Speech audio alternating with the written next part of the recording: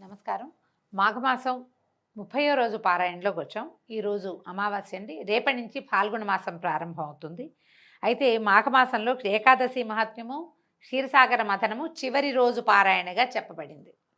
మాఘమాసమందు నదీ స్నానం చేసి మాఘమాస వ్రతాన్ని ఆచరించిన వాళ్ళకి అశ్వమేధ యాగం చేసినంత ఫలితం అబ్బుతుంది. అలాగే ఈ మాఘమాస ఏకాదశి వ్రతం చేసి ఉపవాసం ఉన్నవారు వైకుంఠ ప్రాప్తిని పొందగలుగుతారు. మాఘంలో ఏకాదశిని చేసి సత్ఫలితాన్ని పొందినటువంటి దేవతల కథను చెప్తున్నాం వినమంటున్నారు. పూర్వకాలం నందు ఒకనాడు దేవతలు రాక్షసులు క్షీరసాగరాన్ని మధించి అమృతాన్ని సంపాదించాలనే అభిప్రాయానికి వచ్చారు. మందర పర్వతాన్ని కవ్వంగాను, వాసుకి అనే మహాసర్పాన్ని కవ్వపు తాడిగాను చేసంటే మన పర్వతాన్నేమో కవ్వం చేశారు. దాన్ని చిలకడానికి ఒక తాడు కావాలి, అటు ఇటు దాన్ని కదపడానికి. ఆ తాడుగా వాసుకి అనే మహాసర్పాన్ని చేసి క్షీరసాగరాన్ని మధించారు. తలవైపు రాక్షసులు, తోకవైపు దేవతలు ఉండి మధిస్తుండగా మొదట లక్ష్మీదేవి, అంటే మొట్టమొదట మనం హాలాహలం వచ్చిందని చెప్తాం కదా, వరుస క్రమం కొంచెం ముందు వెనకలుగా చెప్తున్నారు. మొదట లక్ష్మీదేవి పుట్టింది. లక్ష్మీదేవిని విష్ణుమూర్తి భార్యగా స్వీకరించాడు. పిమ్మట ఉచ్చైశ్రవం అనే గుర్రము, కామధేనువు, కల్పవృక్షము ఇవి కూడా వచ్చినాయి. వాటన్నిటినీ విష్ణువు యొక్క ఉద్బోధతోటి దేవేంద్రుడు భద్రపరిచాడు. తర్వాత చంద్రుడు, ఎంతోమంది వచ్చారు, అప్సరసలు, రత్నాలు, మణులు, ఎన్నో రకాల ఓషధులు అవన్నీ పుట్టినాయట. ఆ తర్వాత పాల సముద్రాన్ని ఇంకా మధించేసరికి లోకభీకరమైన ఘన తేజస్సుతో ఒప్పారేటువంటి అగ్నితుల్యమైన హాలాహలనే విషం కూడా బయటకు వచ్చిందట. ఆ హాలాహల విషజ్వాలలకి సమస్త లోకాలు సర్వనాశనం అయిపోవటం మొదలుపెట్టాయి. దేవతలు రాక్షసులు భయపడి ఆ శైరోపకకి పారిపోయారు. సర్వులు సర్వేశ్వరుని శరణ్జొచ్చారు. మహాప్రభు శంకర శరణు, హాలాహలం మమ్మల్ని అందరినీ హరిపోతోంది, నువ్వే మాకు శరణు, ఈ ఉపద్రవాన్ని ఉపశమింపజేసేవాడివి నువ్వే నాయన, కాబట్టి మమ్మల్ని రక్షించు సర్వేశ్వర అని పరిపరి విధాలుగా ప్రార్థించారు. బోళాశంకరుడైన సాంబశివుడు వారిని కరుణించి వెంటనే ఆ కాలకూట విషాన్ని తన కంఠంలో భరించాడు. దాన్ని ఇట్లా చేత్తో తీసుకొని దానిలో మింగేశాడట. అయితే ఇక్కడ కంఠం దిగకుండా కంఠంలోనే ఉంచుకున్నాడు. అందుకనే గరళకంఠుడు, కాలకంఠుడు, నీలకంఠుడు అయ్యాడు స్వామి.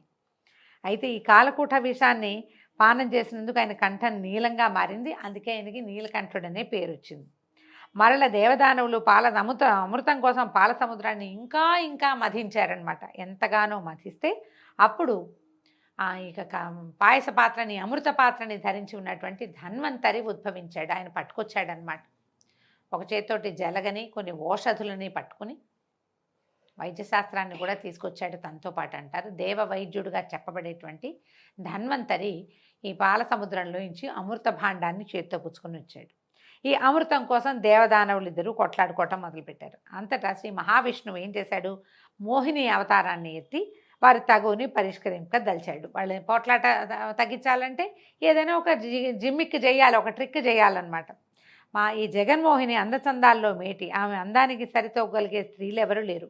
అతిలోక సౌందర్యవతి, తన మాయామోహన రూపంతో అందరినీ ఆకర్షించగలిగేటువంటి అద్భుత సౌందర్య రాశి ఆమె. ఆ రెండు సమూహాల మధ్యలోకి వచ్చి అమృతాన్ని నేను మీకిద్దరికీ సమానంగా పంచిపెడతాను, ఎందుకే అక్కర్లేని తగులాట, మీరందరూ ఒక వరుస క్రమంలో కూర్చోండి, అమృతాన్ని నేను పంచిపెడతాను, మీకు ఇష్టమేనా అంది.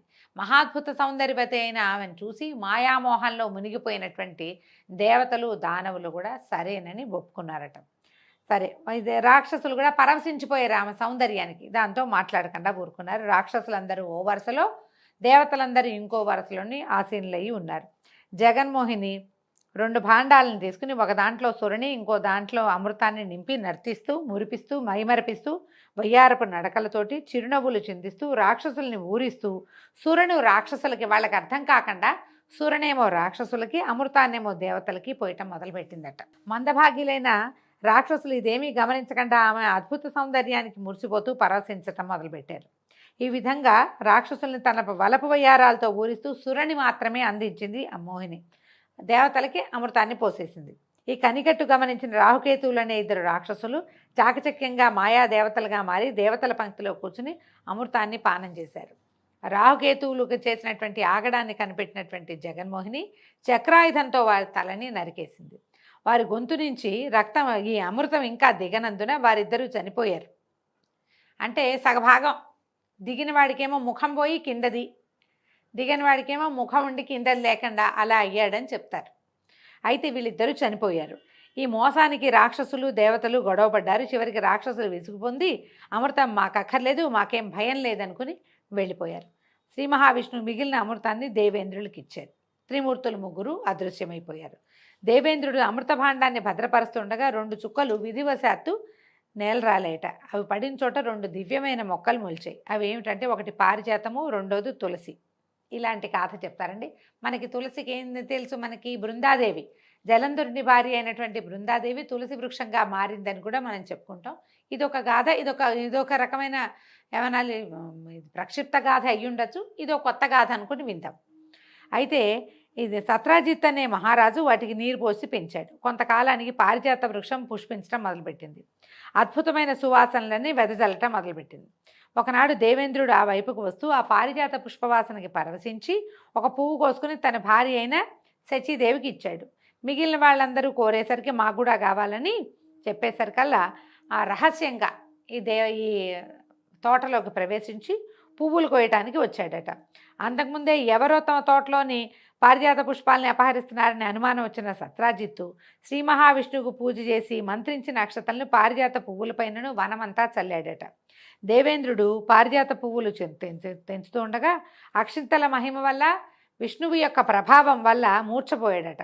ఆ సంగతి తెలిసినటువంటి దేవతలందరూ నారదుడిని బతిమలాడగా అప్పుడు నారదుడు కృష్ణుడి వద్దకు వెళ్ళి విషయాన్ని వివరించాడు. అంతా కృష్ణుడు తన మామగారైన సత్రాజిత్తు వద్దకు బయలుదేరాడు. ఇది ఎక్కడి గాథ ఎక్కడికి కలిపారో చూడండి. చిత్రమైన గాథగా ఉంది. మాఘమాసంలో చెప్పబడింది, విందామంతే. సత్రాజిత్తు దగ్గరికి వెళ్ళాడు. ఇప్పుడు ఈ భూమి మీద సత్రాజిత్తు ఈ వృక్షాలని పెంచాడు అంటే అప్పటికి కృష్ణావతారం ఉందని ఎట్లా చెప్తారు? కృష్ణావతారం తర్వాత ఎప్పుడో వచ్చిన అవతారం కాదా? ఇలాంటి ప్రశ్నలు వేయకుండా వినేయాలి, పుకిటి పురాణమైనా సరే. అయితే ఈయన భక్తిపరాయణుడైన సత్రాజిత్తు తమ అమోఘమైన శక్తితో అలరాడుతూ ఉండేవాడు. భగవంతుడైన కృష్ణుడు అతడికి మహావిష్ణువు రూపంలో కనిపించి అతనికి వరప్రసాదం ఇచ్చి ఎన్నో రకాల వరాలిచ్చి అమృతతుల్యమైనటువంటి పారిజాత వృక్షాన్ని దానికి అర్హుడైన దేవేంద్రుడికే ఇప్పించాడు. అలాగే తులసిని తన సన్నిధిలో ఉండమని చెప్పగా నాటి నుంచి తులసి శ్రీ మహావిష్ణువు సాన్నిధ్యంలో ఆయనతో సమానంగా పూజలు అందుకోవటం మొదలుపెట్టింది. అందుకే తులసిని పూజిస్తే కనుక సర్వ సౌభాగ్యాలు సిద్ధిస్తాయి. అంటే అమృతం నుంచి తులసి జన్మించింది అని చెప్తున్నారనమాట. ఈ రకమైన గాథలు, ఎన్నో రకాల గాథలు మనం వీటిలలో వింటామండి. పుక్కిటి పురాణాలుగానే మనం వీటిని చెప్పుకోవాలి. అయినా కూడా తులసి చెట్టు పారిజాత వృక్షము సమానమని, ఇవి రెండు అమృతం నుంచి జన్మించినాయని, మధ్యలో సత్రాజిత్తు ఎటా వచ్చాడు అనే ఒక అనుమానం ఉంటుంది. కానీ మనకి అయినా కూడా ఈ రెండు అమృతతుల్యమైనవి. ఆ స్వర్గంలో పారిజాత వృక్షం దేవతల్ని మెప్పిస్తుంటే భూలోకంలో మనం తులసి చెట్టు మన ఊరికే చాలా సులువుగా పెరుగుతుంది. పారిజాతంతో సమానమైన చెట్టుగా తులసిని పూజించండి అని చెప్పటమే ఈ కథ యొక్క ఆంతర్యం. ఈ కథ చెప్తూ మాఘంలో తులసి పూజ చేసినా కూడా విష్ణు పూజ చేసిన దాంతో సమానం. మాఘమాసంలో తులసి చెట్లు పెట్టుకోవచ్చు, ఎవరికైనా దానం ఇవ్వచ్చు. అవన్నీ కూడా అమృతాన్ని దానం చేసిన ఫలితాన్ని కలగజేస్తాయని పురాణంలో చెప్పబడింది.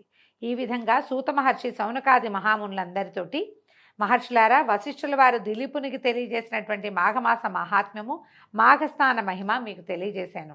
మీరు తలపెట్టిన పుష్కరయజ్ఞం కూడా పూర్తిగా వచ్చింది. కాబట్టి సర్వులు మాఘమాస వ్రతాన్ని, నదీ స్నానాలను నియమనిష్టలతో చేసి ఆ శ్రీహరి కృపకి పాత్రులు కండి. మాఘమాసపు చివరి రోజుల్లో వచ్చేటువంటి మహాశివరాత్రి పర్వదినాన్ని కూడా ఎల్లరూ నదీ స్నానం చేసి మహాశివరాత్రికి ఉపవాసం చేసి జాగరణ చేసి మరునాడు మళ్ళీ నదీ జలాలతో స్నానం చేసి మాఘమాస వ్రతాన్ని పూర్తి చేయండి.